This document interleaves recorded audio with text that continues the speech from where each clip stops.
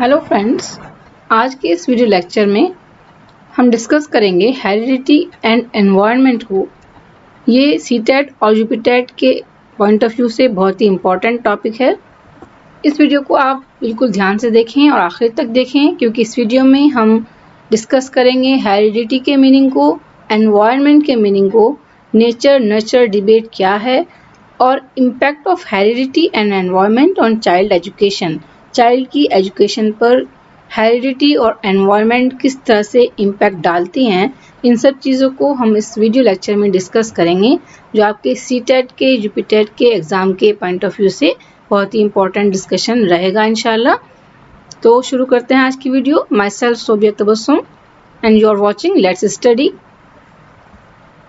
आज हम बात करते हैं meaning of heredity. First of all, heredity कहते किसे हैं, क्या होती है heredity? Heredity is a word that refers to the traits which have been inherited by the children from their parents. Heredity एक ऐसा word है जो रेफर करता है उन ट्रेड्स को, उन विशेषताओं को जो चिल्ड्रंस को, जो बच्चों को मिलती हैं, कहाँ से? उनके पेरेंट्स से इनहेरिट होती हैं। ठीक है, उनके पेरेंट्स से उनको इनहेरिट होती हैं और वो हमेशा उनमें प्रेजेंट रहती हैं।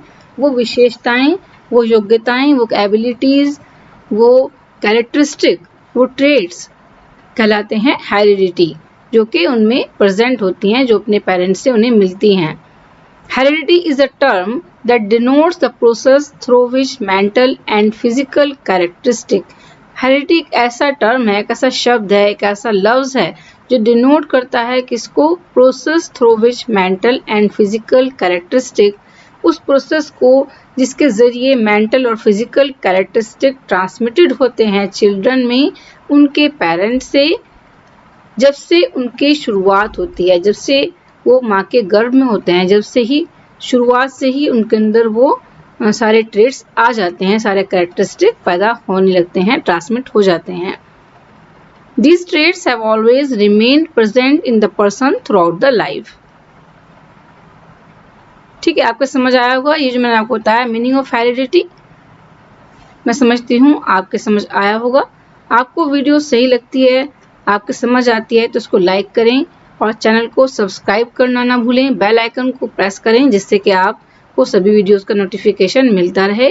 चाइल्ड पेडागोजी और इंग्लिश पेडागोजी से रिलेटेड सभी टॉपिक्स हम इस अपने सीरीज में कवर कर रहे हैं, जो आपके सीटेट और यूपीटेट के एग्जाम के पॉइंट ऑफ व्यू से बहुत ही इंपॉर्टेंट है।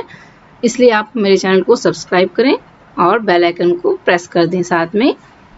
ओके गाइस, आगे बढ़ते हैं। अब डेफिनेशन ऑफ हेरिडिटी। हेरिडिटी की डेफिनेशन क्या होती है? अगर हम देखें तो हमने मीनिंग समझा, इसके बाद डेफिनेशन क्या है? डगलस एंड हॉलैंड की डेफिनेशन है ये। Once heredity consist of all the structures. Once heredity, किसी की जो हेरिडिटी होती है, जो आनुवंशिकता जिसे हम हिंदी में बोलते हैं, आनुवंशिकता क्या है? Consist of all the structures. ठीक है, जितना भी हमारा स्ट्रक्चर है, बॉडी स्ट्रक्चर है, फिजिकल कैरेक्टरिस्टिक हैं, जो हमारे शारीरिक विशेषताएं हैं, ठीक है, लंबे हैं हम, मोटे हैं, काले हैं, गोरे हैं, ठीक है, वो सब क्या है? हमारी फिजिकल कैरेक्टरिस्टिक हैं। फंक्शंस और कैपेसिटीज, हमारे काम करने की जो तरीका है, फंक्शन है और कैपेसिटीज हैं।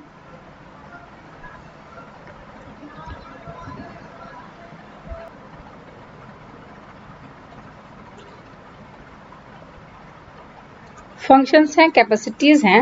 Once heredity consist of all the physical characteristic, functions और कैपेसिटीज ड्राइव फ्रॉम पेरेंट्स, जो उन्होंने ड्राइव की हैं अपने पेरेंट्स से, अदर एंसेस्टर्स से, अपने पूर्वजों से, और दूसरे जो उनके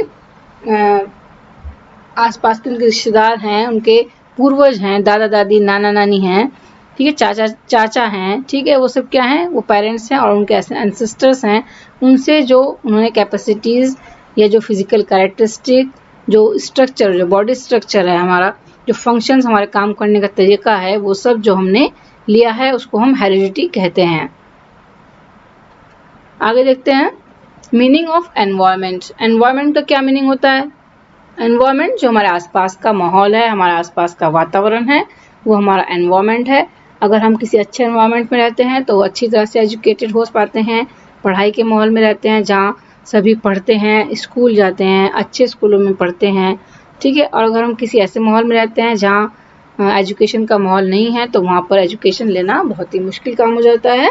ठीक है, वो एक एक्सेप्शनल केस हो जाता है, लेकिन मोस्टली वहाँ पर एजुकेशन लेना बहुत ही मुश्किल होता है। तो एनवायरनमेंट क्या है? जो हमारे आसपास का माहौल है, वातावरण है, जो हमें बहुत ज़्यादा इफेक्ट करता है। Environment means all that is found around the individual. ठीक है, इसको हम एक लाइन में से कह सकते हैं कि एनवायरनमेंट क्या है? All that is found around the individual. किसी व्यक्ति के चारों तरफ जो भी पाया जाता है वो एनवायरनमेंट है। Douglas and Holland in their book educational psychology, Douglas and Holland ने एनवायरनमेंट की डेफिनेशन क्या दी है अपनी बुक एजुकेशनल साइकोलॉजी में?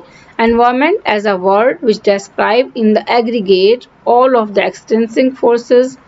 एनवायरनमेंट एक ऐसा शब्द है, एक ऐसा लफ्ज है विच डिस्क्राइब, जो व्याख्या करता है, डिस्क्राइब करता है इन द एग्रीगेट, किसके लिए? एक्सटेंसिव फोर्सेस के लिए, जो बाहरी ताकतें हैं, एक्सटर्नल फोर्सेस हैं, इन्फ्लुएंस जो हमें प्रभावित करने वाली चीज़ें हैं, एंड कंडीशंस जो हमें प्रभाव डालती हैं हमारे ऊपर। कुछ कंडीशंस हैं, परिस्थिति ऐसी हैं which affects the life nature, जो इंसान की प्रकृति को अफेक्ट करती हैं। बिहेवियर एंड द ग्रोथ, ना उसका व्यवहार और उसका growth, development and maturation of living organism, इन सब चीज़ों को जो प्रभावित करती हैं वो सब एनवायरनमेंट में आ जाती हैं। ठीक है, इसे आपके समझ में आ गया होगा। आगे देखते हैं अब नेक्स्ट स्लाइड पर, नेचर नर्चर डिबेट। इससे पहले हमने एनवायरनमेंट और हेरिडिटी को समझा है। हेरिडिटी क्या होती है, एनवायरनमेंट क्या होता है? अपने आसपास का माहौल, अपने आसपास का वातावरण जो हमें इफेक्ट करता है, हम पर प्रभाव डालता है, किसी भी तरीके से हमें प्रभावित करता है, वो हमारा एनवायरनमेंट है, हमारा आसपास का माहौल है। ठीक है, और हेरिडिटी जो हमें अपने पेरेंट्स से मिलती है, जो हमारे अंदर मौजूद होती है हमेशा हमेशा के लिए, वो सब ट्रेड्स हेरिडिटी में आ जाते हैं जो हमने अपने पेरेंट्स से गेन किए हैं, वहाँ से हमें इनहेरिट हुए हैं। अब देखते हैं नेचर नर्चर डिबेट। ये भी बहुत ही इंपॉर्टेंट टॉपिक है। अक्सर पूछा जाता है कि नेचर नर्चर डिबेट क्या है। ठीक है, जिसे हम नेचर मीन्स नेचर यानी कि प्रकृति, नर्चर जो पोषण है, ये दोनों चीज़ें किससे बनी हैं? यानी कि डिबेट है, एक बहस का मुद्दा है। ये क्या बहस है इसमें कि जो हमने हेरिडिटी है वो ज़्यादा इम्पोर्टेंट रोल लगती है ग्रोथ पर, बच्चे के डेवलपमेंट पर, या कि जो आपका नर्चर जो नेचर है, जो हमारा एनवायरनमेंट है, ठीक है, पोषण है। ठीक है, तो इन दोनों में से कौन चीज़ ज़्यादा इफेक्ट डालती है, कौन सी चीज़ ज़्यादा इफेक्ट करती है चाइल्ड की ग्रोथ को, डेवलपमेंट को, ये एक डिबेट है, ये एक बहस है। डिबेट अक्सर इस पर होती रही है हमेशा से कि नेचर ज़्यादा प्रभावित करती है यानी कि हेरिडिटी, या नर्चर यानी कि आपका एनवायरनमेंट, क्या चीज़ ज़्यादा प्रभावित करती है चाइल्ड को। अगर हम देखें तो दोनों ही चीज़ें ज़्यादा इफेक्ट डालती हैं, दोनों ही चीज़ें अलग अलग एस्पेक्ट, अलग अलग क्षेत्र में, अलग अलग दायरे में अपना अपना काम करती हैं। ठीक है, अगर हम देखते हैं हाइट बच्चे की, या उसकी आइज़ का कलर, या उसके हेयर का कलर, हेयर का टेक्सचर, ठीक है, उसके बोलने बात करने का तरीका, ठीक है, उसके काम करने का तरीका, तो ये सब चीज़ें इफ़ेक्ट करती हैं किस चीज़ से? हमारी हेरिडिटी से। इसको हम एनवायरनमेंट से चेंज नहीं कर सकते हैं। लंबाई को हम, किसी की हाइट को एनवायरनमेंट में कितना भी चेंज ले आए चाहे, लेकिन जो उसकी हाइट है वो उतनी ही रहेगी जितनी कि उसकी पेरेंट्स के अकॉर्डिंग जो उसने हेरिडिटी से अपनी गेन की है, उसको हम चेंज नहीं कर सकते हैं। आइज़ का कलर या हेयर टेक्सचर, ये सब चीज़ें चेंज नहीं होती हैं किसी के एटमॉस्फेयर से, किसी के वातावरण से, या एनवायरनमेंट के चेंज हो जाने से। एनवायरनमेंट के चेंज हो जाने से बहुत सी चीज़ें इफेक्ट करती हैं, लेकिन ये सब चीज़ें जो हमारे पर्सनल ट्रेड्स हैं, जो हमने ऑरिजिनेट किए हैं अपने पेरेंट्स से, उनको हम चेंज नहीं कर पाते हैं। इसके साथ साथ अगर हम एनवायरनमेंट को देखें तो एनवायरनमेंट भी बहुत ज़्यादा इफेक्ट करता है चाइल्ड की ग्रोथ पर, उसकी एजुकेशन पर, उसके डेवलपमेंट पर बहुत ज़्यादा इफेक्ट करता है एनवायरनमेंट, जिसको हम हेरिडिटी से कंपेयर नहीं कर सकते हैं। हेरिडिटी में किसी के पेरेंट्स नहीं ज़्यादा एजुकेटेड हैं और वो अच्छे माहौल में रखते हैं अपने चाइल्ड, अपने बच्चों को, ठीक है, एक ऐसा एटमॉस्फेयर देते हैं जहाँ पर वो अच्छी तरह से एजुकेट हो पाएँ, अच्छे टीचर, अच्छे पढ़ाने वाले, है ना, अच्छे सब कुछ माहौल मिलता है पढ़ने का, तो वो ज़्यादा अच्छी तरह से एजुकेट हो जाएंगे और अच्छी पर्सनैलिटी डेवलप हो जाएगी उनकी। तो इस तरह से एनवायरमेंट भी काफ़ी प्ले रोल करता है। हम देखते हैं कि nature is described as one physical attribute and genes from when we are born. Nature describe की जाती है, एक फिजिकल एट्रीब्यूट है हमारा, और जीन्स है जो हमें पैदाइशी मिला है, from when we are born, जब से हम पैदा हुए हैं। और genetic that makes us who, और जेनेटिक जो हमें क्या करते हैं,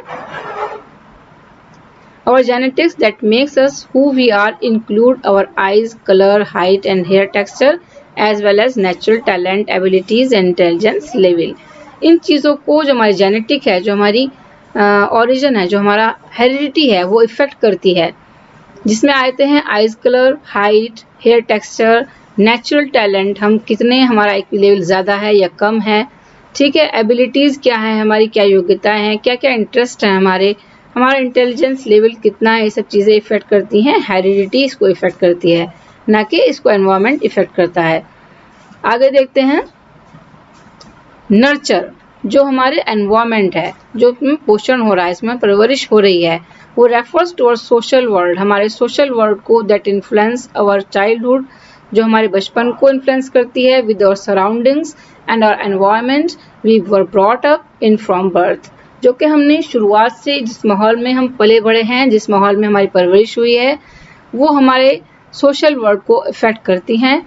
A lot of theories are stuck in the middle of the nature versus nurture। बहुत सारी थ्योरीज हैं जो कि इस चीज़ के बहस में बीच में हैं, जो नेचर वर्सेस नर्चर डिबेट है।